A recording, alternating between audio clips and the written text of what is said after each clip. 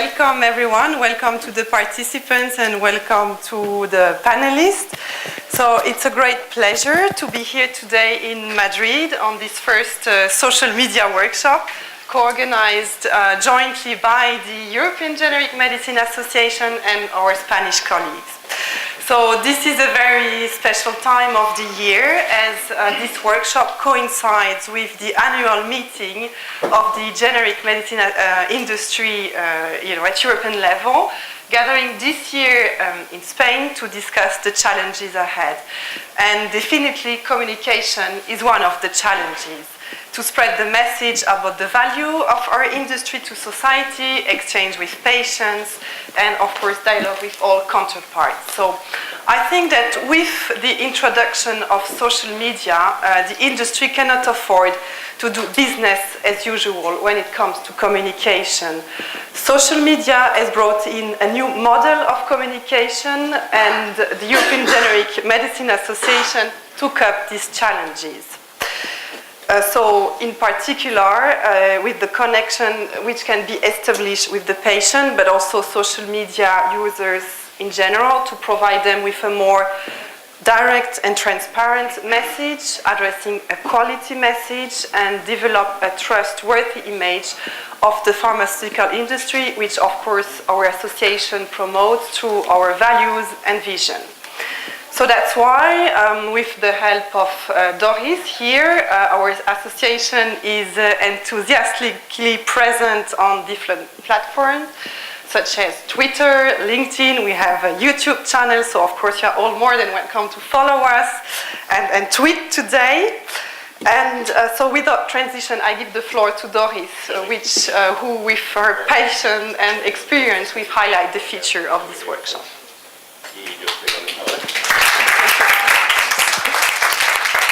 Okay, hello. Hi. Okay, thank you very much. Welcome all, welcome to Madrid, and welcome to this 2.0 EGA social media workshop. This is a new stage. We are really proud and really happy to launch this very brand new and innovative initiative here today in Madrid, as we have a lot of representations from all over the world. I welcome also our speakers. They are joining us today from the United States, from Maine, the main hospital. They are joining us from Brussels, from the European Parliament in Europe, Belgium, and they are joining us from all over Spain. So this is a really great opportunity and challenge for us to share with you and to join the conversation with all of you. Welcome to this new social media era of connected people. This was yesterday. 20 years ago, web didn't exist. 10 years ago, social media didn't exist. But even though 5 years ago, smartphones didn't exist. And 3 years ago, tablets like iPhone, iPad, everything didn't exist. What exists today, we're going to have it here. It's Google Glass. You're going to see the Google Glass in a while. We have Oculus, Facebook as well. You're going to see it as well.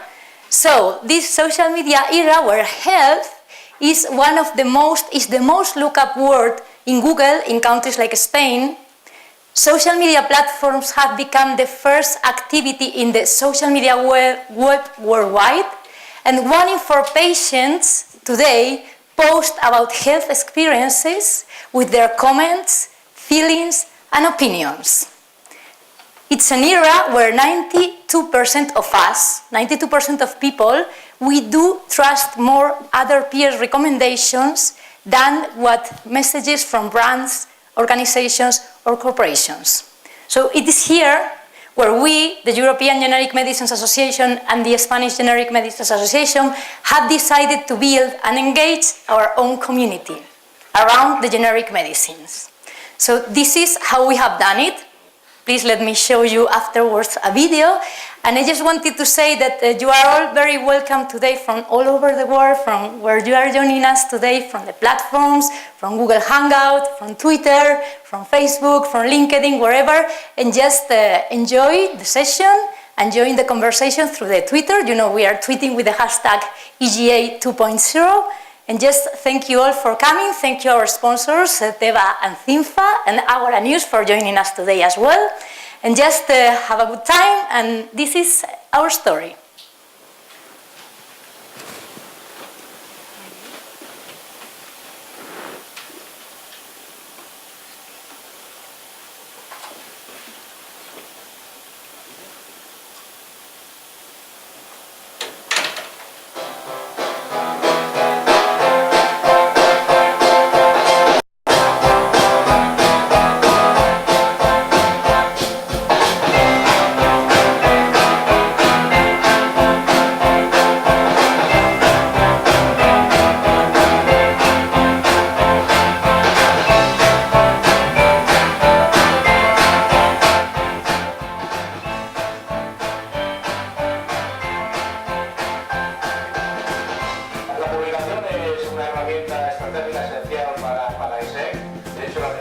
comunicación es una herramienta estratégica esencial para EGA'S.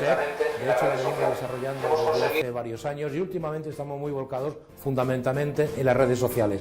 Hemos conseguido mantener una comunicación bidireccional en ambas direcciones con el paciente, de manera que queremos saber lo que realmente necesita conocer el ciudadano del medicamento genérico y nosotros, evidentemente, también necesitamos transmitir y darle a conocer todas las cualidades y características de nuestros medicamentos.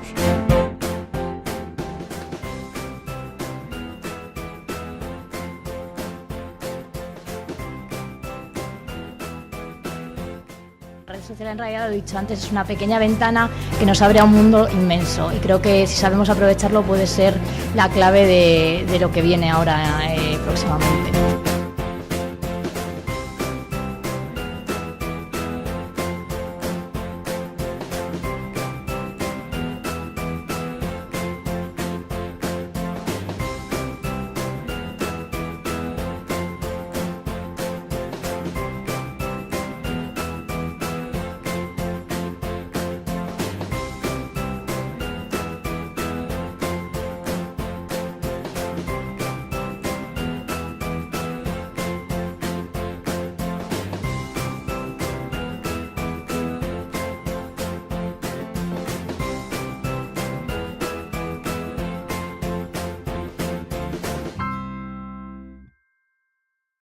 To join the conversation with us, and just feel free to ask any questions, to intervene in the debate and everything. So thank you, Angel, for joining us today. Thank you so much. Thank you for having me and inviting me to manage the presentation and introductions of all the speakers. And congrats to EGA for organizing this. Connecting the dots. I'm sure that you are aware that many thought leaders and visionaries believe that connecting the dots is the secret for innovation. Richard Branson, Steve Jobs, Seth Godin always talk that innovation has to do with connecting dots. Steve Jobs used to say that you have to connect the dots always, not looking forward, but looking backwards. And hardly believe that somehow, and some moment in the future, that dots will connect, giving shape to a magic world. Right now, thanks to the social web, it's really easy to connect all that dots. We are now here. This is not a workshop. I would like to claim for the ancient Greek spirit of the Agoras, in which many people meet up to try to talk, to try to dialogue, to try to interchange thoughts and visions. We are here in a multidisciplinary bunch of people working in the pharmaceutical industry, medical doctors, people, techie guys, developers, responsibles of social networks, people living with diseases and conveying their experience in the social web.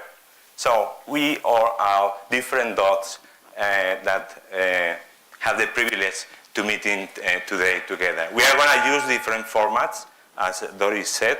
We are going to use Google Hangouts, we are going to use video blogs, we are going to have keynotes, we are going to use video streaming, and of course, we are going to use Twitter, which, as you know, in all the therapeutic areas, is the most important social network that everyone is using, either if it is a patient or if it is a doctor.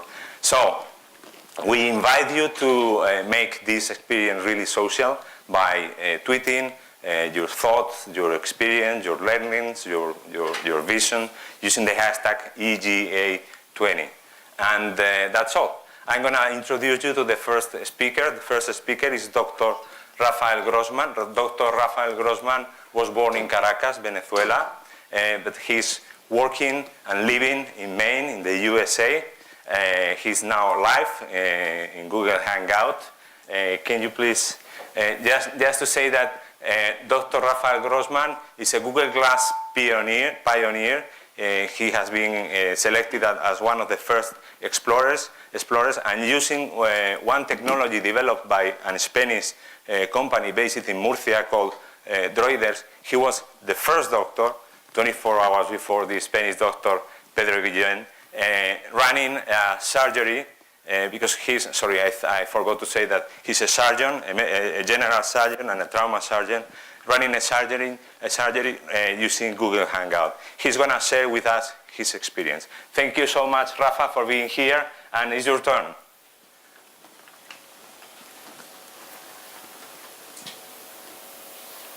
Thank you, Randall. Can you hear me well? Yeah.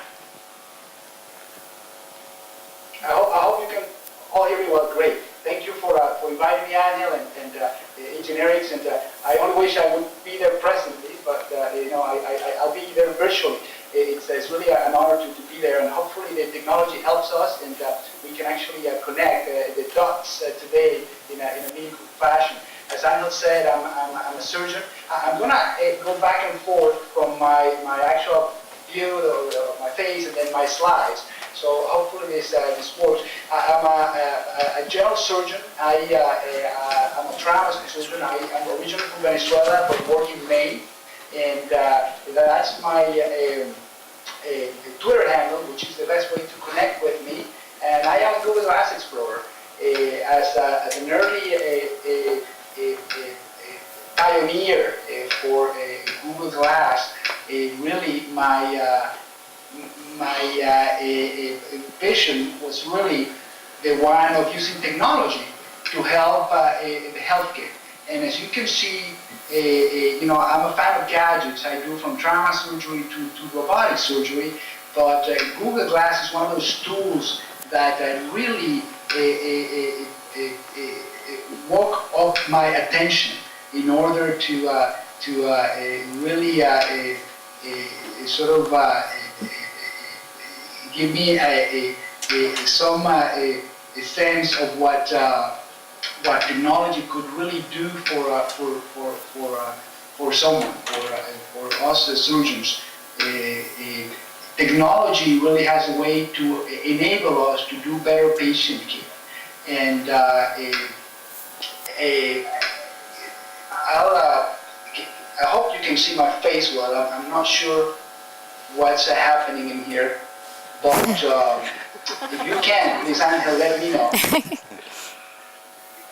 Well, it seems that I think it's going to be better to, rather than going through the slides, to have you online all the time. Because it seems that we are having problems when you are switching from slides to you being live. So can you see me now? Yeah. See my face? Yeah. Okay, perfect. So let's keep it like that, because I think it's been difficult with I think they brought the bandwidth is difficult. Well, anyways, I went to Singularity University last year, and that really it's a program that it's about futurism in healthcare.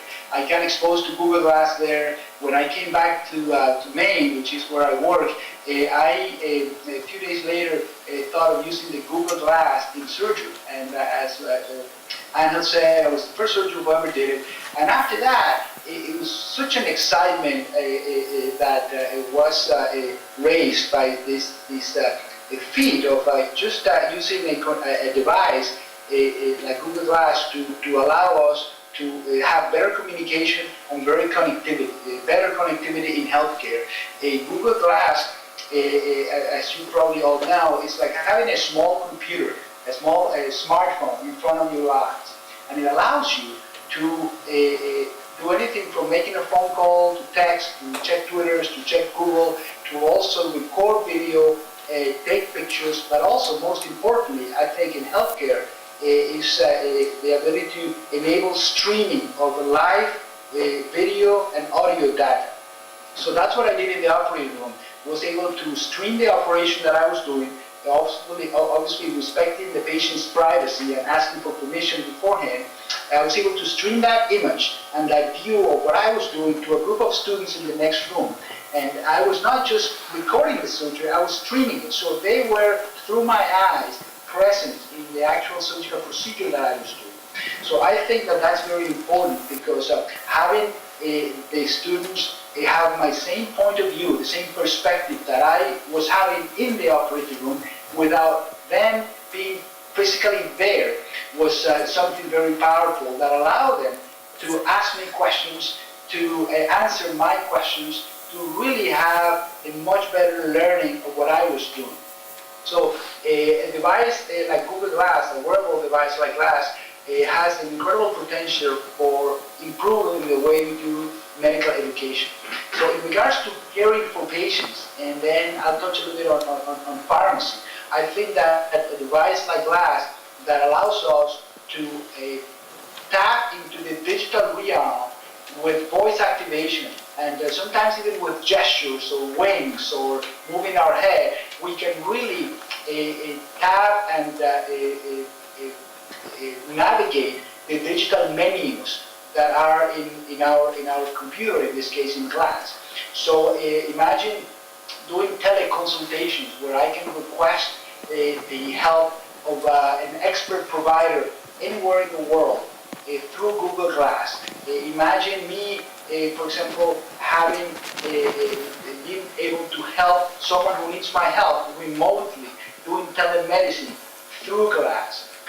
Imagine, say, a nurse who is having a problem with a patient, and she can connect that patient with the provider, no matter what the provider is. I think that is a very powerful tool in order to do that. In pharmacy, I've in the last couple of days sent a few links in Twitter. As I said before, Twitter is one of the ways that I connect better in regards to my professional doings. It's the best way for me to share information and to obtain information. So if you need to connect with me, just follow me on Twitter. In the last 2 days, about this particular conference that you're attending today, I posted 3 links in regards to the use of wearable devices like Google in pharmacy. There is a couple of good videos in YouTube about the use of Google Glass in the pharmacy, and that's named Google Glass in the Pharmacy. You can look it up, and it illustrates how Google Glass can be, for example, used to scan barcodes that then will give us all the information about a particular drug. Google Glass scanning barcodes on patients' chart, alerting the pharmacies about the patient's own drugs, doing the medication reconciliation, for example, before the patients go home. Everything done by a wearable device in your forehead without the need to anyone to be tapping at a computer or using their hands or wasting time doing this. Another important feature that Google Glass has, like other future wearable devices, it allows you, as I said, to tap into the digital realm. Having artificial intelligence systems or deep learning systems automatically alert you of something that you're about to do that you shouldn't be doing. For example, a drug interaction, an adverse reaction, having the potential to be alerted of such happening without having to even think about that. That would certainly prevent medical errors, which are a major cause of morbidity and even mortality all throughout the world. Only in the United States, we know that about 440,000 patients die or have severe morbidity from medical errors in 1 year. So that is something that to me is very striking. Another feature that Google Glass, I think, is a magnificent tool for is to do, as I said before, teleconsultations.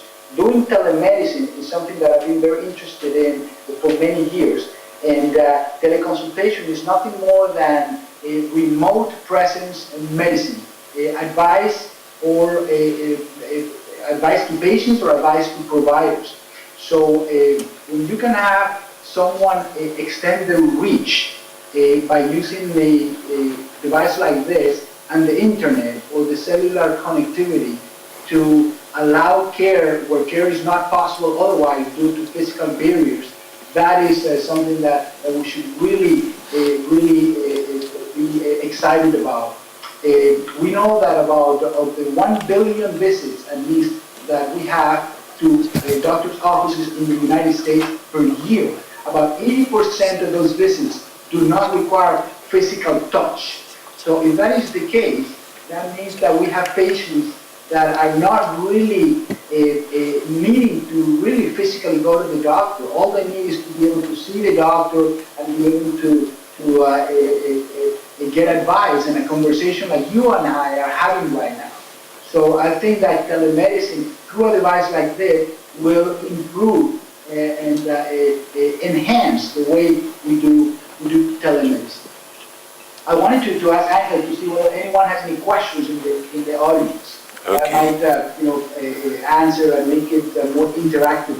Okay, thank you, Dr. Grossman. Is there any question for him? Now is the time. Despite he's at Maine, 6 hours before us, he's working today. He has booked this slot to stay with us. I have a question. Yeah, there is one question. Could you please stand up and... is there any... Yeah, excuse me. There is a microphone. We are going to have just one question because we are in a very tight timing, Rafael, okay? But we have a lady here raising a question for you. Can you hear me? So my question is, you mentioned that 80% of the doctor visits are actually, it's not needed that they see each other physically. So how do you distinguish beforehand if the patient needs to go to the doctor, or you can do it like we're doing it now, seeing each other only on screen? Yeah, well, that's a great question, and obviously it depends on the specialties. You know, for example, in my case, many of my patients who I initially see physically, for follow-up, they might have to drive 200 kilometers to see me for a 10-minute visit. So that particular patient, I know very well that most likely will not need to have me examine them physically. So a connection with telemedicine in that particular case would, for example, make sense. There's always the default of if the telemedicine fails or if telemedicine is not enough, you go back to sort of the old ways and you bring the patient back to you. Imagine, for example, psychiatry. Imagine dermatology. Imagine neurology. So specialties that really need a lot of visual cues, but do not need many physical, tactile clues.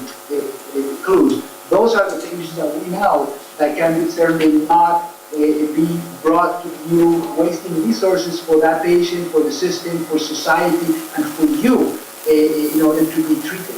Imagine cardiology, patients who can be away, and you can, with a remote stethoscope, you can actually listen to that patient's heart, no matter what the patient is.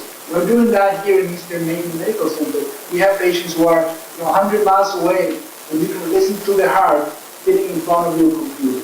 So it takes a little bit of tweaking, but it's certainly something that is very successfully done already. Okay. Dr. Grossman, thank you so much for being with us today. I invite you all to follow Dr. Grossman through Twitter, as he said.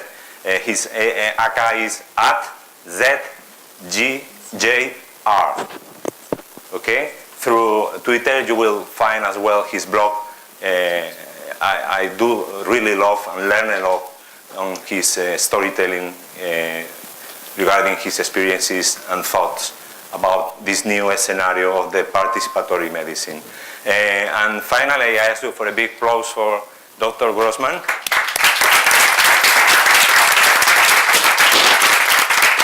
And let's stay in touch. Adiós, Rafa. Gracias.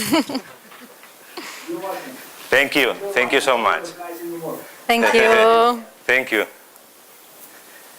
Well, our next speaker is Nuria Zúñiga, and I kindly invite you to come on stage.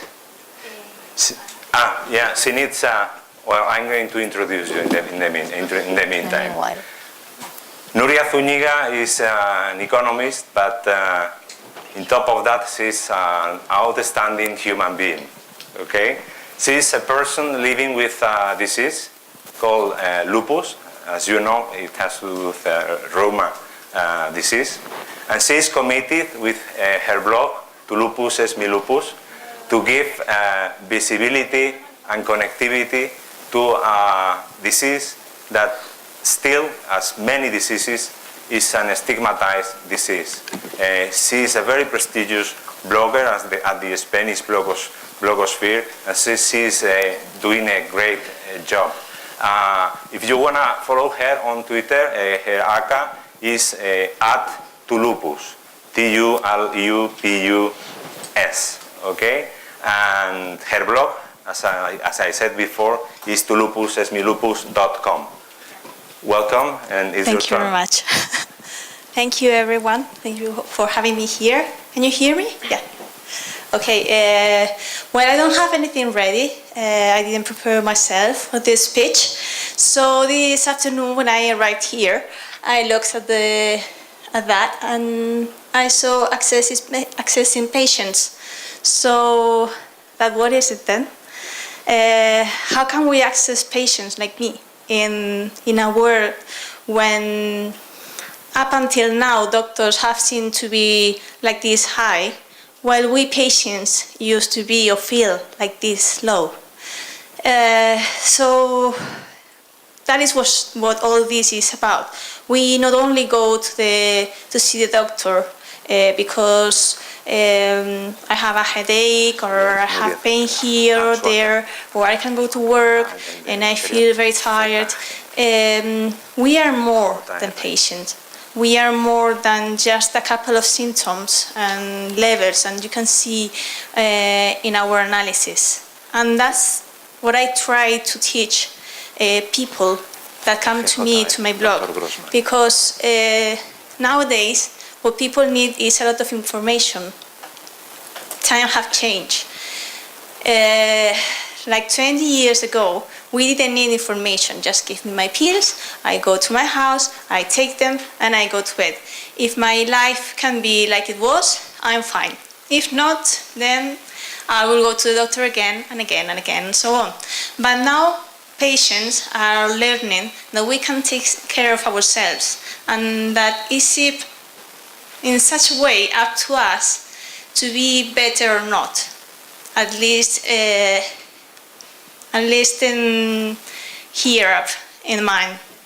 And the thing is, when you are in an event like this, or when you approach to a doctor or to a patient association, wherever, it doesn't matter. When you approach them and say, hi, I am a health activist, I am a blogger, I am a patient, they get like goosebumps, right? Because they're afraid from what we can say.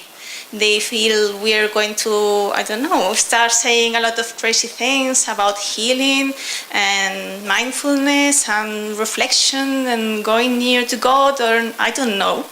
I just don't do anything special. I just try to teach people that instead of going to Dr. Google, they have to ask their doctors. It's something so easy, and it's something that most people don't know. Most people go to their doctors and they just give them a pill. And then in their homes is where they look for the internet to see what that pill is for, how to take it, and how bad it can do to them. They start getting frightened, they see those awful pictures, and they just don't take the medicine because of fear. And people like me just try to get them to ask the right answer, but the right time. Not at home when we are alone. Not to a person like me that is writing a blog, but that you really don't know. I have a blog, I write about lupus, I write about how I feel, but you don't really know me. What are you doing asking to me, what do you have to do with a lot of symptoms? You have 3-4 symptoms. Nuria, what do I do? You cannot ask a person you don't know what do you do with your life. You just go to hospital, or you just go to your medical center, but you don't ask a person you just met on the internet and that you don't know. So asking the right question in the right time is what people like me try to teach other patients. Because if I go to my doctor with a set of questions written down, with a set of doubts, because everyone has doubts, if I go with that written down, that is what I say to everyone, then I will go out of the room feeling secure, because I have a conversation with my doctor. Now my doctor is not this high. We are like this equal. We talk about my treatment, we talk about the different choices I have, because we all have choices. No matter what, I can even choose not treating myself. And I'm in my right to not to treat myself. And I have to know it. And having the idea in mind that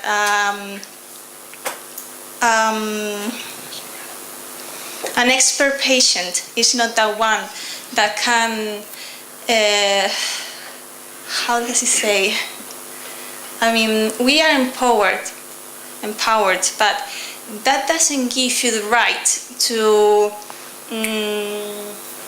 say that you want something and you want it right then. How do you say that? Exigir. Yeah. To require, demand. To demand. I mean, you cannot oblige the doctor to give you something. You can talk to him about what options you have. You can have a conversation. You have a debate if you want. But always knowing that the one that is the doctor is the one sitting right next to you or in front of you. But I don't really know what the doctors and societies are afraid about with we patients, because I think we can help a lot, and the most important thing we can help is accessing patients, because most of us don't usually talk. We are at home, alone, feeling alone, and thinking that we are the only ones, that no one will understand us. And we think always we are right when we go to the doctors, and they simply write down our symptoms, how our analyses are, and send us back home with more pills maybe, saying see you in 2 or more months. And no, I always say that we have to talk. My doctor have told me I need my uterus taken out. Why? Because I have lupus. Have you asked why? No? Just a simple question, why? Just a simple explanation. Not any explanation, but one explanation that I can understand as a patient, as a person. I'm no doctor. And they don't even know that they can keep asking until the doctor gets to explain things in a way that they can understand, and in the way that they can afterwards tell their family. And most of them come to me because they look to read things in a way that they can understand. They look for a place in which they read how they feel, which is what I did like 3 years ago. I was a patient like them. I just went to the room, got my pills, go back home, and stay alone. No one knew about my lupus and about anything that my lupus gave me, because lupus is not only an illness. It comes with depressions. It comes with no job, all in a sudden, with being 32. It comes with a lot of questions that have no answer, that want no answer, and that make you feel the only one. So people, they really feel safe, and they really feel more secure when they have something or someone that is accessing them without them wanting to be accessed. They just don't expect that. They just find a hand when they were looking for something desperate. When I'm done, tell me. Yeah, it's okay. It's okay. You just. I keep talking. You have 1 minute. Okay. So I think patients are important because we can give a lot of material, not only to patients, but also to doctors, to associations, to pharmacists, to industry, to everyone. Everyone is trying to help heal the patient, but where is the patient in all these events? Where is the patient in all the politics and in some of the new technology that is used nowadays? Do we really count on them? Do we think they are important? Because I think we have a lot to say. It's just that maybe we don't talk in the same language you do, but maybe we have to put ourselves in the same level. And approaching them, we can then write down some needs that all of us, because at the end all of us are human beings. The only thing that makes it different is that I may have lupus, but we all are the same. We look for the same things in life, right? So I think we can connect the dots just if we have a bit of talk. Thank you so much.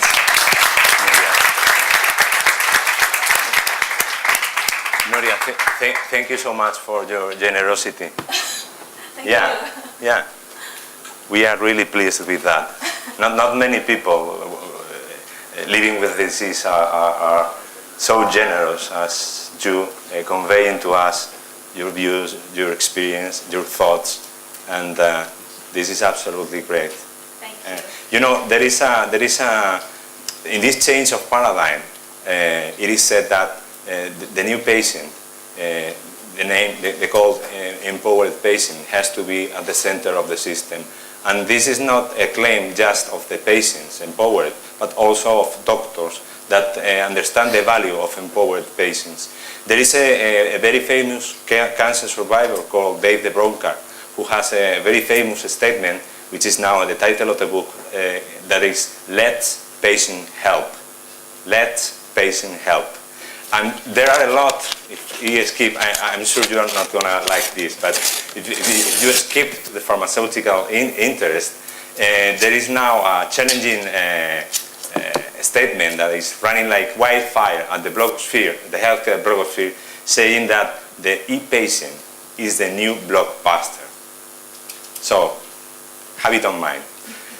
Let's keep going on patients with our next speaker, who is Oscar Brihuega. We are going to jump from an individual testimonial to a speaker who is going to share with us the magic behind a digital ecosystem of patients called Red de Pacientes. Oscar Brihuega is the Managing Director of Medical Alliance, and he's the head of this very important Spanish patient social network called Red de Pacientes.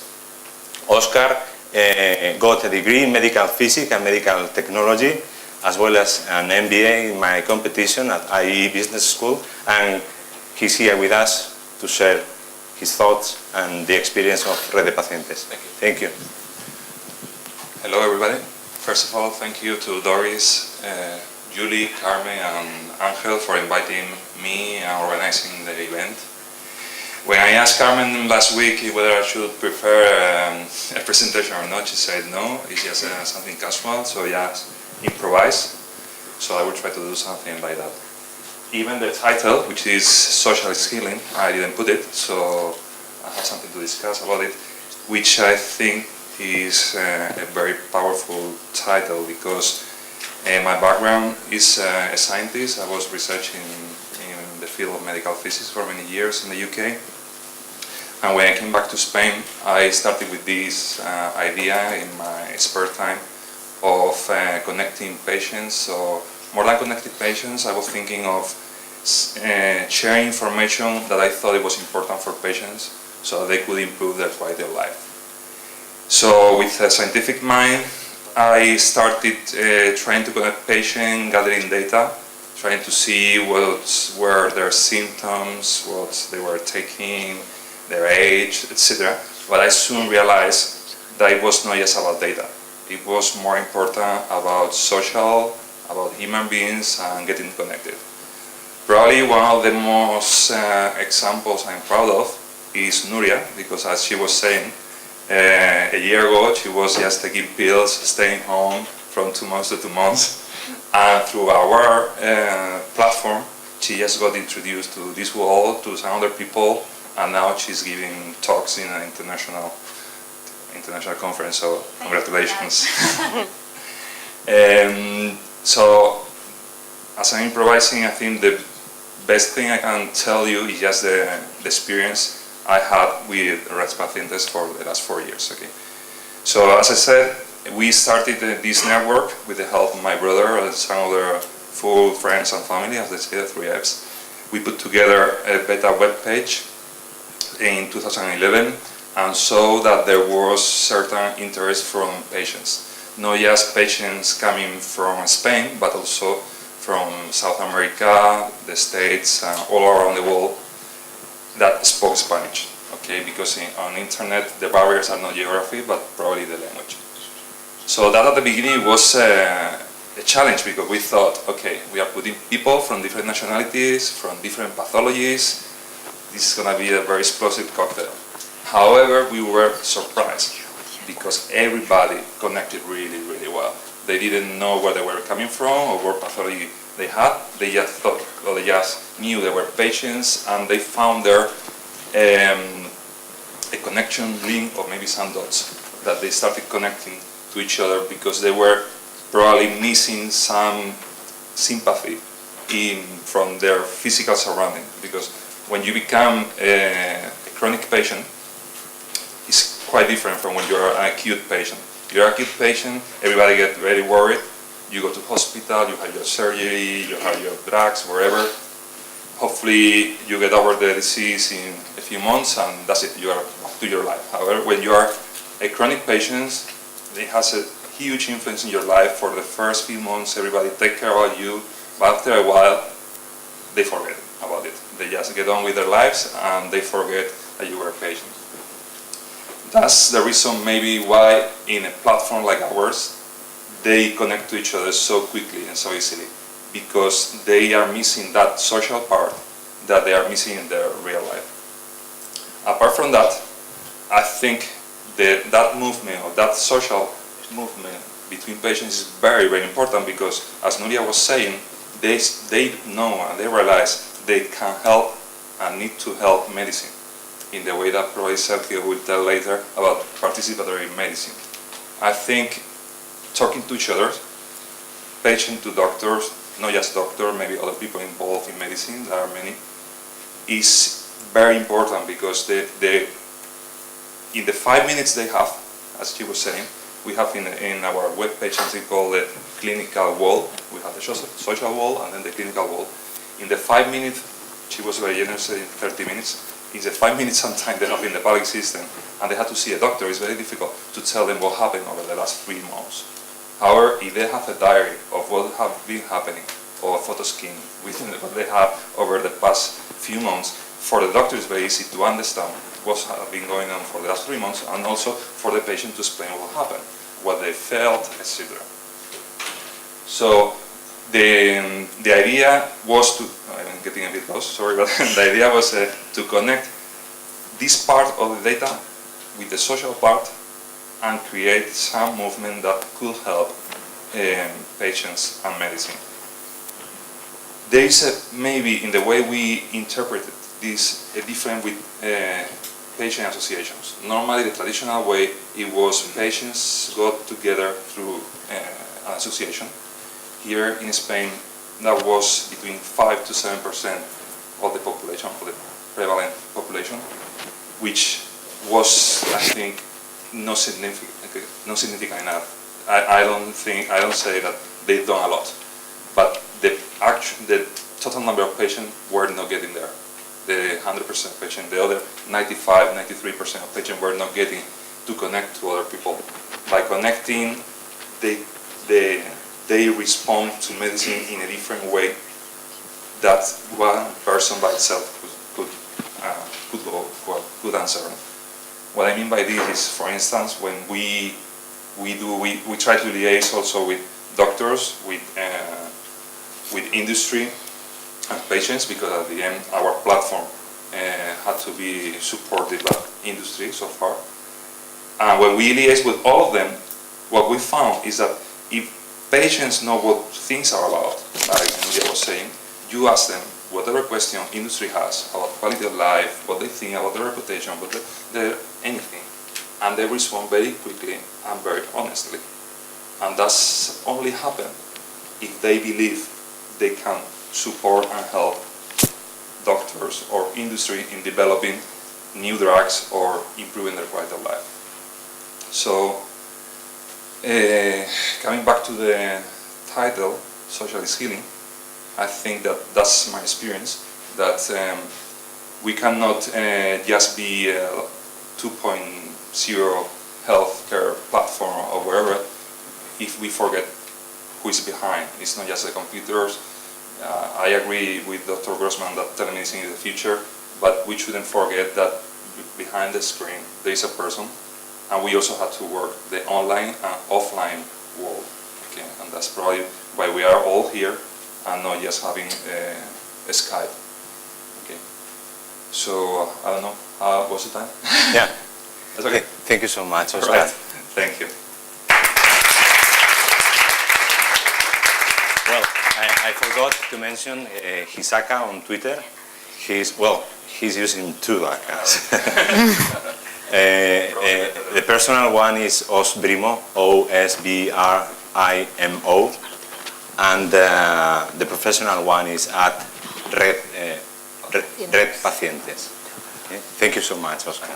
Okay, next, and with a different format, we are gonna, since we are in a kind of ancient Greek agora, okay, to make the most of the spirit of conversation, we are going to have a conversation. We are going to have a chat. Julie Chauvet is going to interview to Dr. Sergio Baño.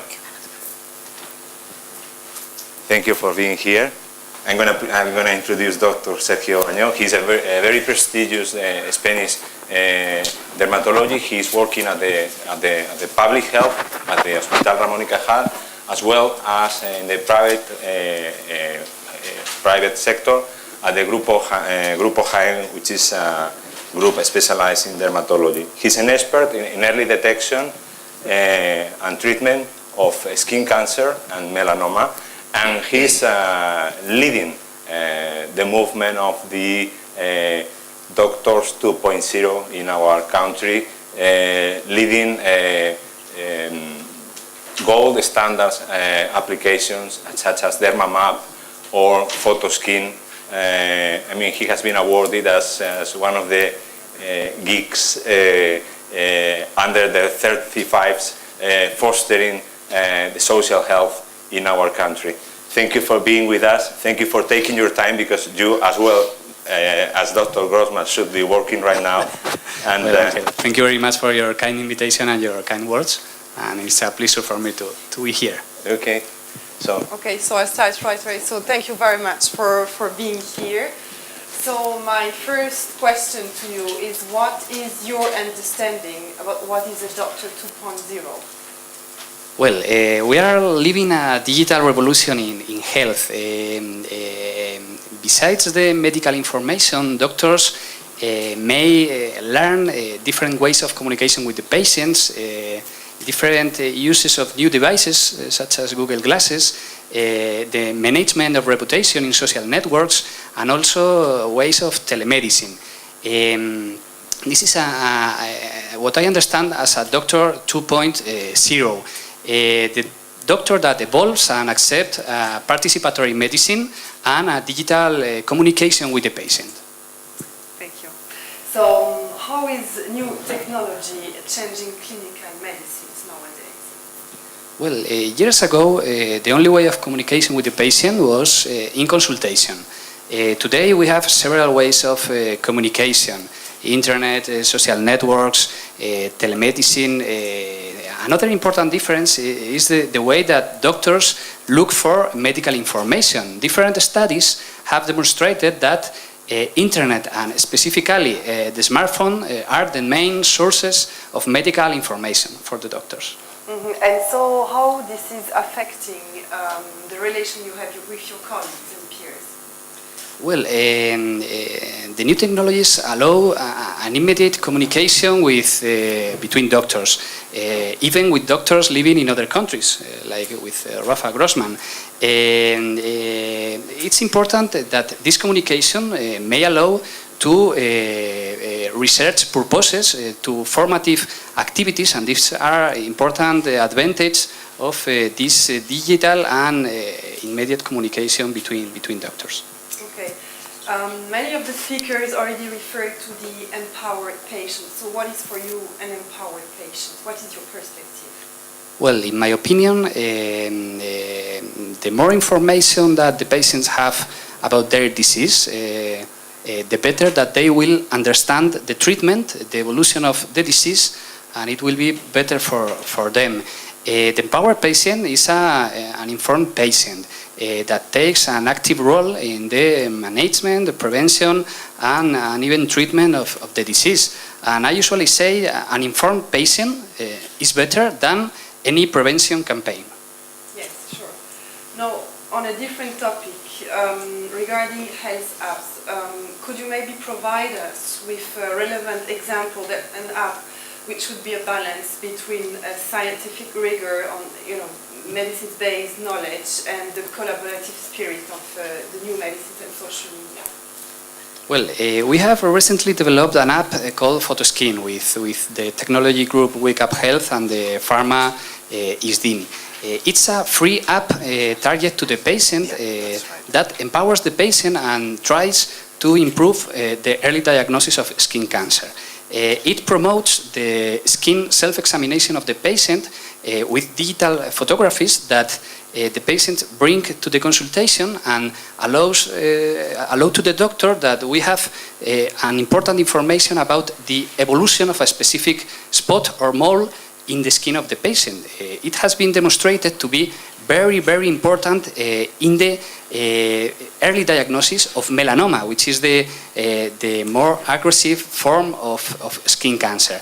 Photoskin empowers the patient, and the patient takes an active role in the prevention and strategies of screening of skin cancer, which is very important.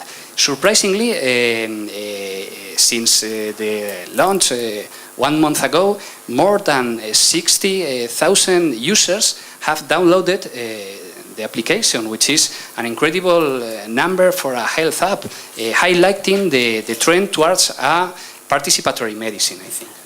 And that was worldwide or in Spain? It's now in Spain, but in 2 weeks it will be worldwide, in English also. We're looking forward to it. So now a question related to the industry. Why are doctors seeking a new way, non-intrusive, to collaborate and to speak with the pharmaceutical industry? Well, I think the time is limited for everybody, including pharmacists, including visitors, including doctors. I think that the relationship between visitors and doctors will be more efficient if they both will choose the best moment to meet. Maybe the new technologies may play an important role in this field because they allow an asynchronic and a telematic relationship between both that I think it's more interesting for the doctor and maybe more profitable for the pharmacists. Thank you very much. Thank you very much. Thank you.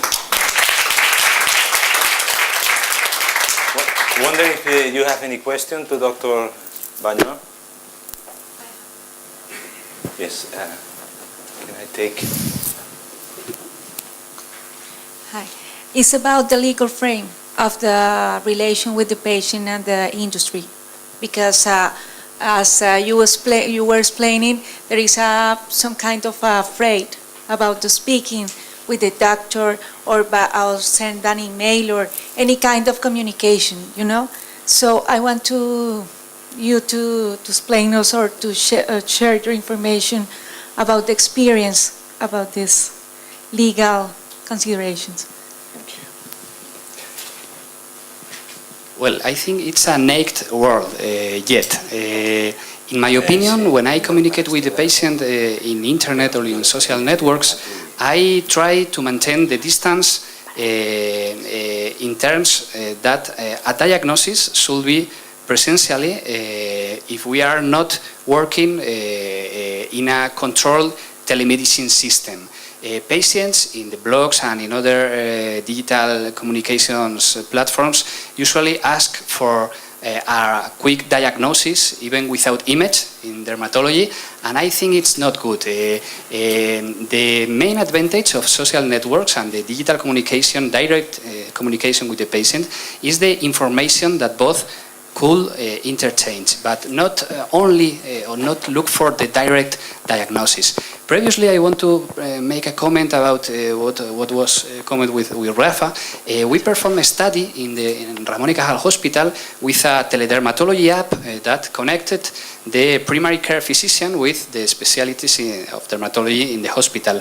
This system of teledermatology with smartphones allowed to avoid 40% of consultations that were unnecessary.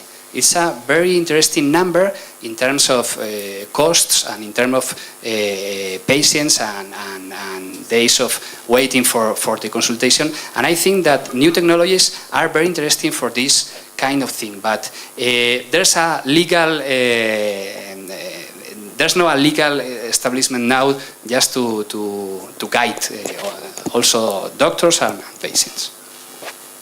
Thank you so much, both.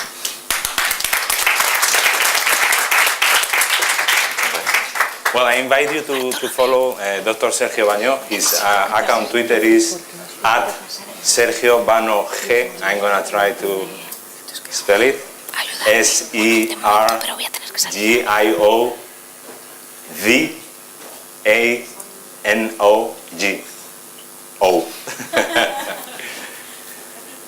Anyway, you can find him on the website. Okay. Well, now is the time. Follow Denise Silver at Twitter with AK Health 20 Paris. I didn't know that you were born at the USA. And let me disclose. Yeah. And let me disclose one. Well, I know it's not a secret, but you don't like to talk about this. She was awarded back in 2011 by the former president Nicolas Sarkozy with the Legion of Honor of France, because of her work on this area we are talking about. So, well, now we are going to skip to another format. We have a video blog. We are lucky to have here Jaume Duch, who is the current European Union spokesman at the Parliament, and unfortunately, he couldn't come, but we have him on board with his testimony in this speech.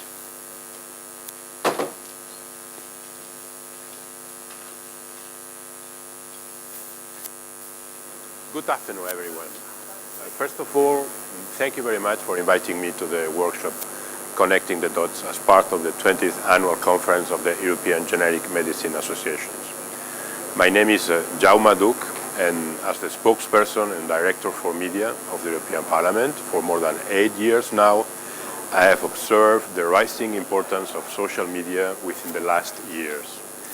This increased influence has affected our media work in a public institution as well. The European Parliament has a strong presence on 12 of the most important social media platforms, such as Facebook, Twitter, Instagram, and Flickr. Our more than 1 million followers on Twitter and nearly 2 million on Facebook give a perfect example of the high visibility of the European Parliament on social media. Our communication work is based on encouraging citizens' access to the European Parliament, raising awareness on the European Parliament's work, and creating platforms for an open dialogue between citizens and members of the Parliament. As you sphere. Because of this, I think social media has vast potential to be used as a line of direct communication between citizens and politicians. Social media has helped us to reach out to more citizens in the European Union, to craft a dialogue between politicians and their voters, and by creating a channel through which Europeans can follow committees, plenary sessions and press conferences on live web streams. I will also add that social media is helping to erase the barriers of language. We have profiles on Twitter in each European citizens. To conclude, some parting advice. Choose your content and make it visual. Infographics and short videos help to summarize and visualize complex political issues. And most importantly, be responsive. Ensure that you maintain an open dialogue even in times of crisis. In our case, it's pretty clear the European Union has never been so criticized, and that's why I think we have to explain it more than ever to the citizens. Reputation online means reputations offline. You must encourage your followers to be content creators. They will feel they are part of your project. Some of you will probably think that the institutional communication of the European Parliament can be difficult and boring. The clue is don't be afraid of mixing the serious with the light-hearted. We can debate about politics, but also comment photos or ask our followers to participate. If a parliament can do it, you can certainly do it also. Thank you again for your invitation, and I hope that my words will be useful for your debate. Thanks and good evening.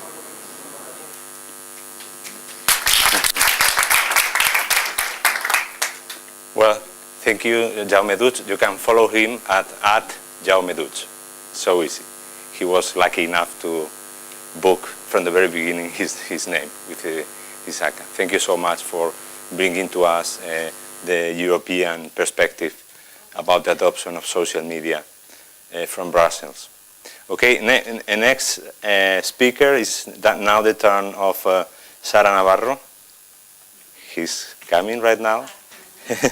Sara Navarro is the business development manager at Droiders. I mentioned Droiders at the beginning before connecting with Dr. Grossman.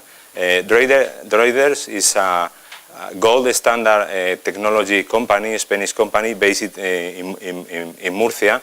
They have got the rights for being one of the early developers of Google Glass, and they were the ones developing the application that both Dr. Grossman and Dr.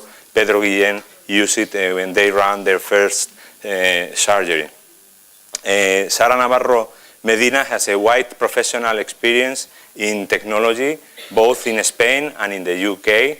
We are all citizens of the world, and she's going to talk to us not only about wearable devices like Google Glass, but also about what is coming. And what is coming is Oculus. Denise Silberg has mentioned about that. As you know, Facebook took over that company back in March of this year. It has to do with virtual reality and virtual reality applied to the healthcare sector. She's going to talk about wearable devices,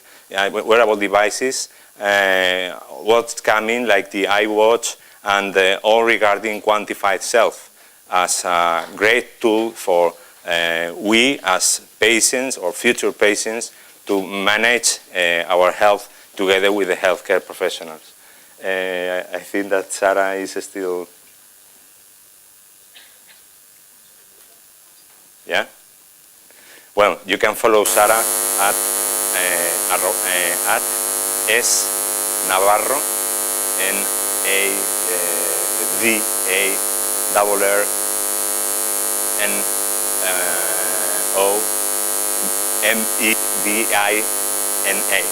Okay?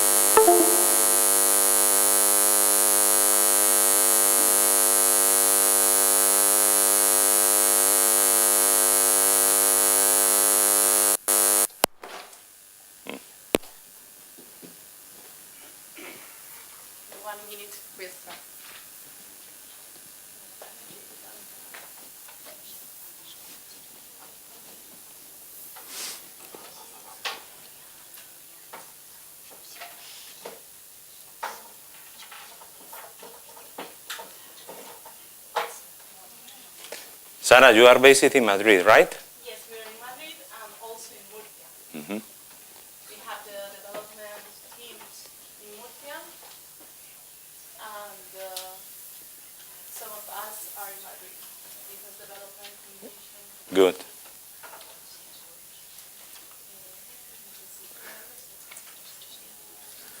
Well, they have recently, apart from working for healthcare, they are working in different sectors.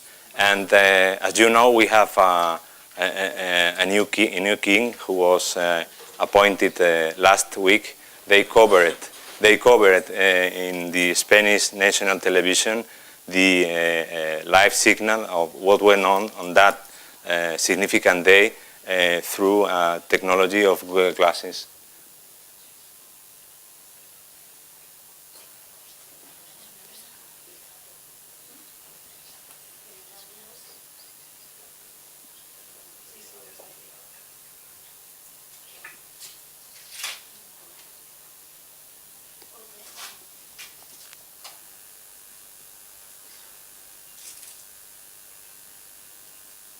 Okay, so hello to everyone. I'm Sara Navarro. I'm from Reuters.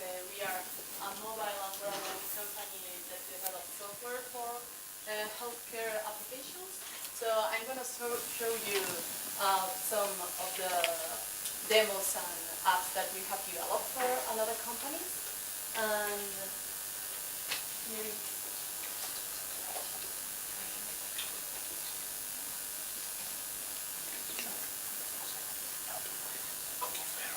One microphone, one hand, if she wants.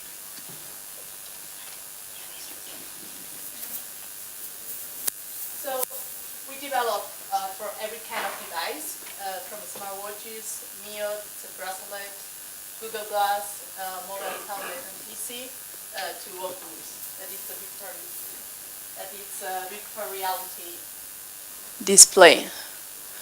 Okay, this is one of the global milestone that we have done. We have been we are a Google official developer for Google Glass. We have also done the first live broadcast surgical operation with Glass.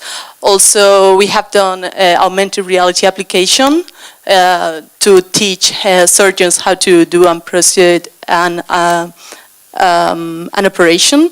You're going to see the demo right now. And also we have developed the first Glass app for blind people. So I'm going to show you some Google Glass demo.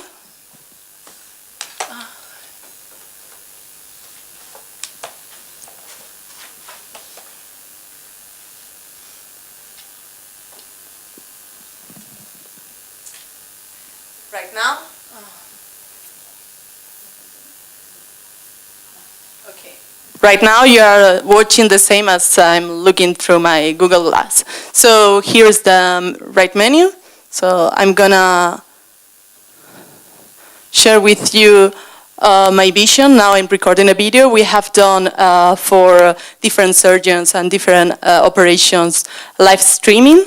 This is only an example and the connection is not really good, so I don't know if you can watch it properly, but I'm gonna show you another that is about augmented reality. Okay.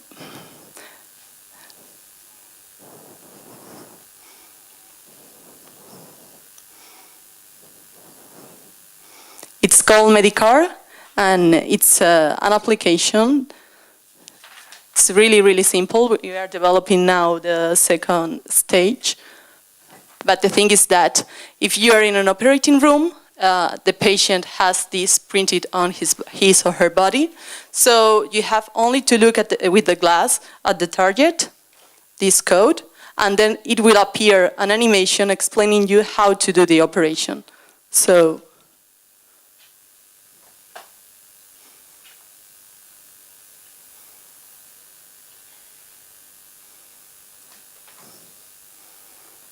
I'm gonna look at it.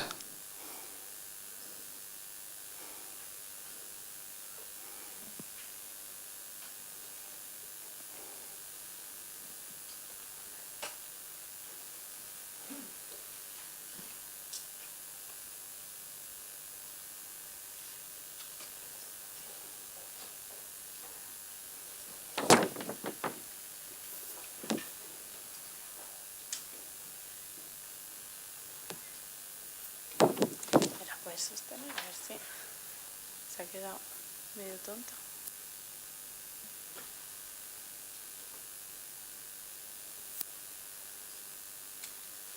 Sorry about this. Okay. I don't know what happens right now, but... It's known as the demonstration effect. 1 second. I'm gonna try last time. And if not, I can show you a video explaining how it works after.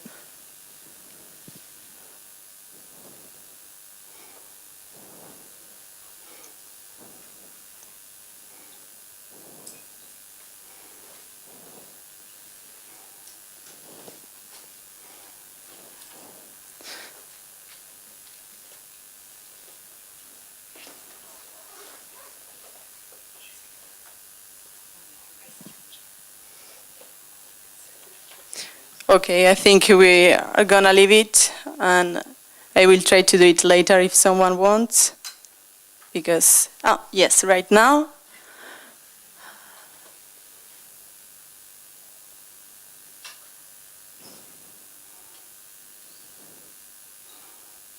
No, there is no luck. I'm really sorry. Yeah, but the connection is not really good, so that's why it doesn't work properly. We have still one speaker. Because it goes really, really, really slow. Yeah, I know. Yeah, it's better to leave it. Okay.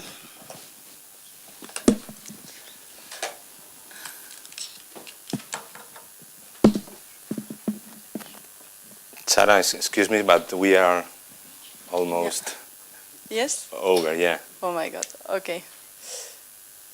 So 1 second, and I will go to the rest of the presentation just quickly. Yeah. Okay, next step is Oculus. With Oculus, we have a virtual reality. It's another display. You can experiment real feelings in virtual reality with immersion and 360 degrees vision. So we treated it for phobias. For people that have phobia from anything, you can put down the Oculus glass, and then they can experiment their phobia like it is real, so they can live it and they can confront it. Also, we have these two devices, and if we put together, we can create this demo.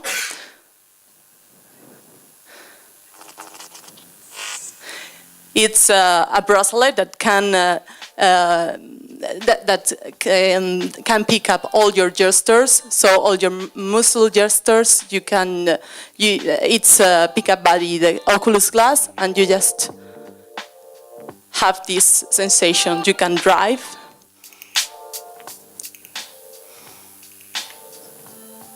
Also, you can do rehabilitation. For example, you are now going to see how he plays with the bat. So we are developing applications. These are only demos for doctors and for hospitals to be able to feel in another way the rehabilitation. And more things. The smartwatches are now available. Google announced them yesterday. So these are smartwatches that can give you information about your heart rate, step counts, calorie burned, blood sugar, cholesterol, etc. So what we can do with this? We can do health apps. We can do, for example, for telecare from all people, we can send notifications to remind them when to take the medicaments, the things that they have to drink or to eat. Also, we can follow up with a chronic disease patient to check if they are doing a healthy life, if they are taking the things that the doctor told them to take and to do. So also the doctor can access anytime to the patient data. So also you can send alarms, for example, if you're an old person and if you need some help, you just have to play to the button and you can call directly to the hospital or the doctor. So I think my time has finished. Yeah. Thank you so much, Sarah. Sorry about everything, and if you have more information, I can show you videos and real demos after. Thank you. Thank you so much, Sarah. Well, and last but not least, we have Pablo Galeana. Thank you for being with us today.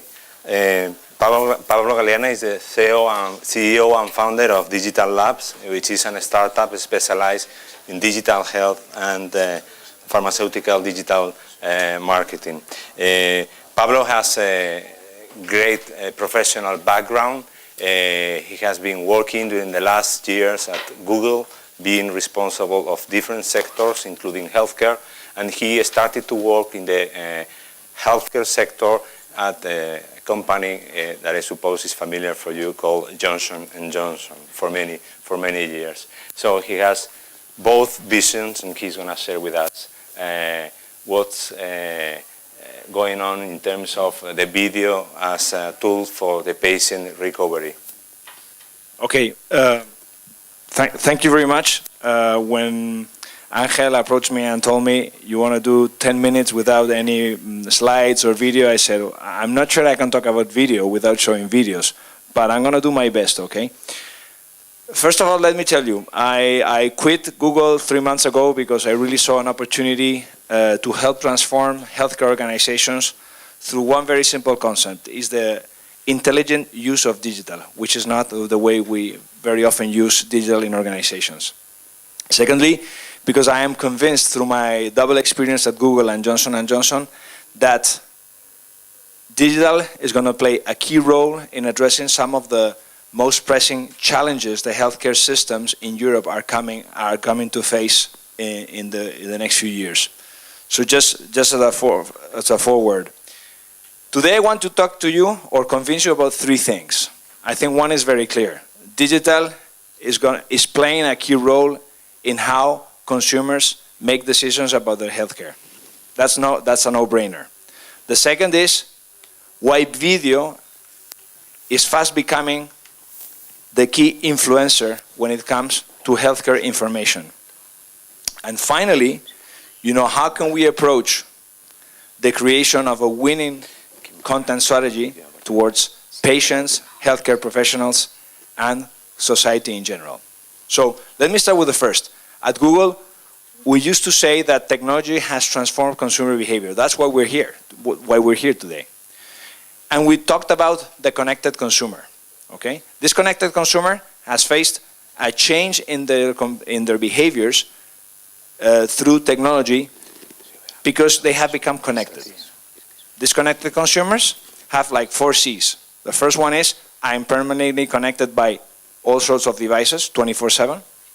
Secondly, I'm able to create content like never before because this has the power to create pictures, text, and videos very fast, and I can upload them very easily anywhere to make them accessible.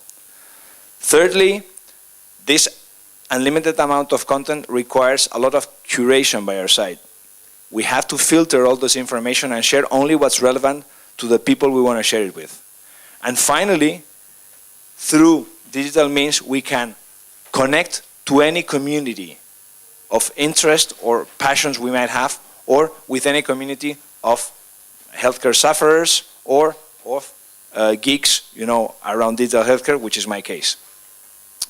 So this is actually key to understand, that digital is becoming the way in which consumers make more informed decisions in real time to take better decisions around healthcare. And that is happening today. There's no doubt. And this is very disruptive for many traditional healthcare organizations, which is normal. But in terms of how positive it is for consumers, you have to think that thanks to those digital interactions, there are millions of data points that we as a whole, society is collecting about every single thing that's happening, and this is transforming the way in which we manage healthcare and can transform your business models. I'm just going to give you a simple example from my past at Johnson & Johnson. We used to have the main flu medicine in the market, which is called Frenadol. Well, I showed them Google Flu Trends, which is a tool that allows them to predict how flu is going to expand throughout Spain or throughout any country in a given year, and they can adapt their media spend to, the way in which is the epidemic of flu is running every year, saving millions of euros if they do it correctly. So that's how digital can also bring a lot of value to your organizations. Now, second point, we all know video is the king of media. It has been for the last 50 years. But up to now, video was contained in a small box called TV, which we use at home, basically. Technology, what it has done, it has freed video from the power of TV, disrupting completely an entire industry, which is the traditional broadcast model of content creation and distribution. Now, any one of us can create content in any given subject and share it very easily so that any one of us can access it in real time, in any device, anywhere where we can stand, what we call video everywhere. And this has generated a real video revolution. Right now, in Spain alone, consumers are spending an average of around 30 minutes a day watching online video. And this online video is about anything you can think of. And of course about healthcare. And healthcare has become one of the key areas where consumers are looking to get their healthcare information. And this can be around symptoms, diseases, treatments, therapies, hospitals, doctors, and this can be created by anyone. So when you think about what type of content you can use, to create your messages, video has to become part of your strategy.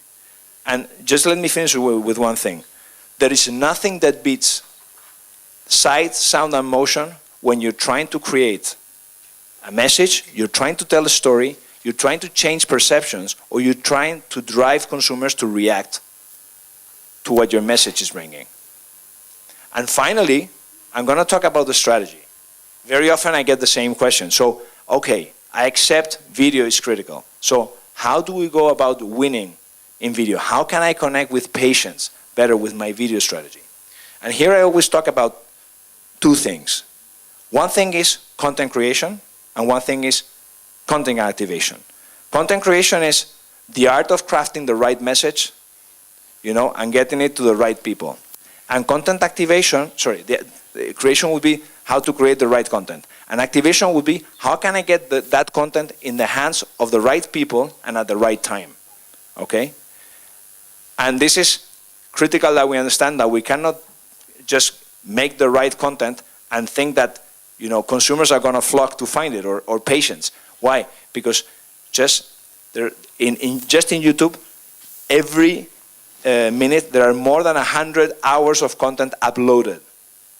As I always tell my wife, when she tells me not to upload videos of my kids, it's like, the problem is not uploading the content. The problem is for someone to find it among such a vast array of content, online.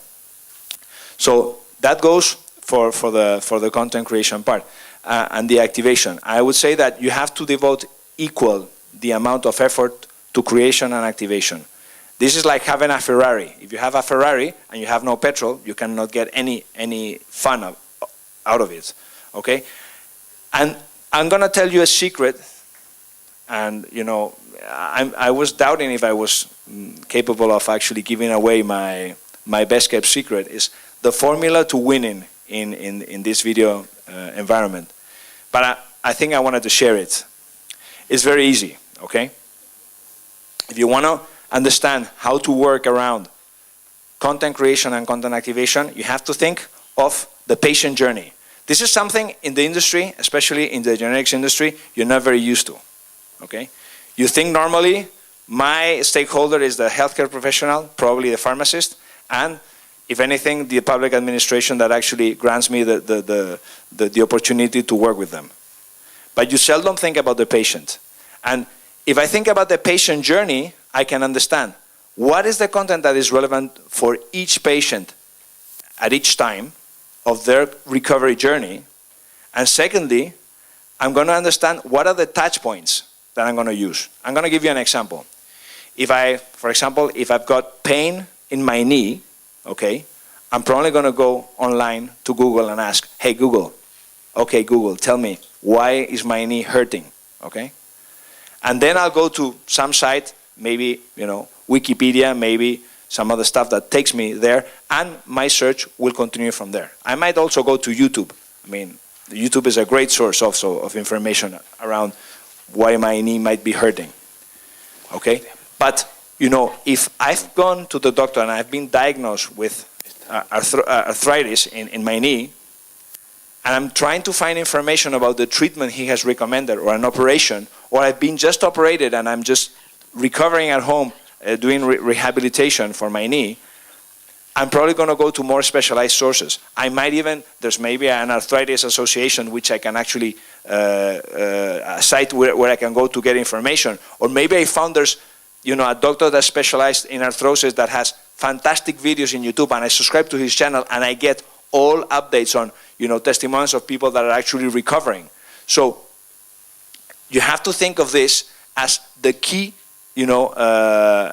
roadmap to develop the right content and to the right activation strategy. Whether it's Google search, whether it's YouTube, whether it's Facebook, you'll know if you understand what is the patient journey in every of the specific areas where your companies might be working. I have featured some stuff with diabetes. This is a video on diabetes done by a doctor. I think this is in Chile, okay? And this is important. This is a global battle for the audience. So, your competitors are not Teva, Ratio Pharma, whatever. Your competitors are whomever is producing content that is relevant for the patient recovery journey. Okay? And this is a critical thing. And just let me finish off by telling you that video has something really good, is that it can be fun, okay?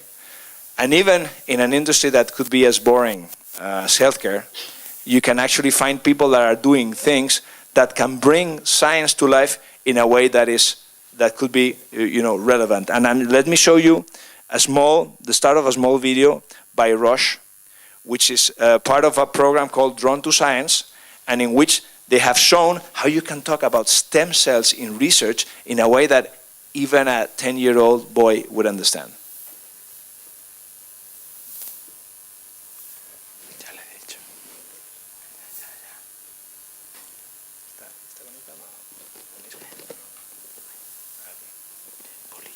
Okay, so bear with me a second. This is starting, and you'll see why I'm saying what I'm saying. It's a quick one, Pablo, because we are. No, I'm done. The only thing is. Okay, it's not showing, but I would urge you to go to Drawn to Science and to the Roche YouTube channel and check out the videos they've produced, which I think are fantastic in explaining this in a very simple way. So now that you know my secret, go out there and make millions of patients happy. Thank you. Thank you so much, Pablo.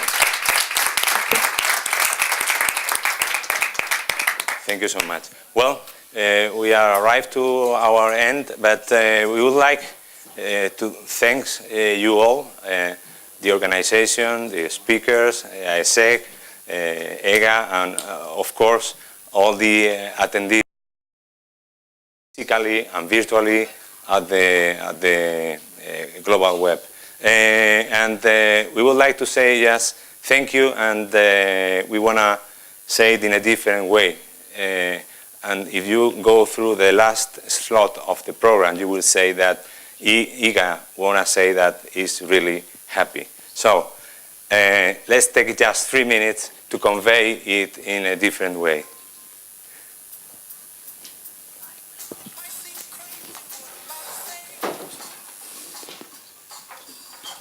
Well, theoretically.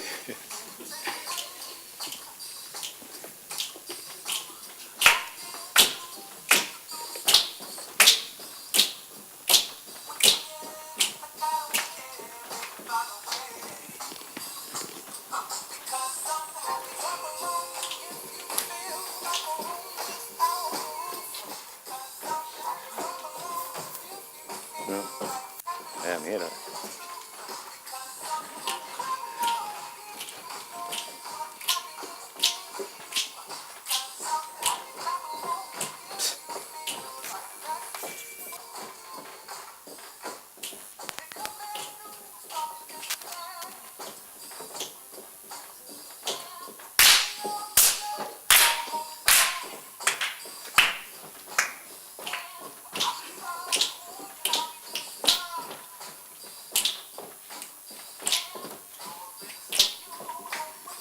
Y esta no funciona.